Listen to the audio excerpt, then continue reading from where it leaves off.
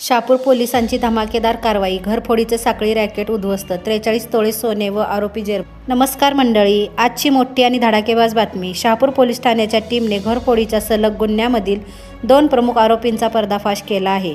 गेल्या काही महिन्यांपासून शहापूर, हातकणंगले, कुरुंदवाड आणि सांगली ग्रामीण भागात घरफोडीचे प्रकार वाढले होते.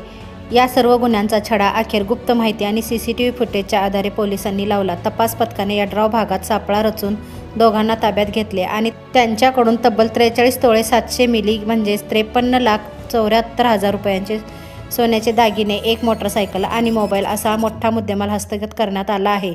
आरोपींची नावे: प्रल्हाद विठ्ठल कवटेकर, वय 30, राहणार तारदाळ; उदय श्रीकांत माने, वय 29, राहणार बेघर, वसाहत शिरोळ.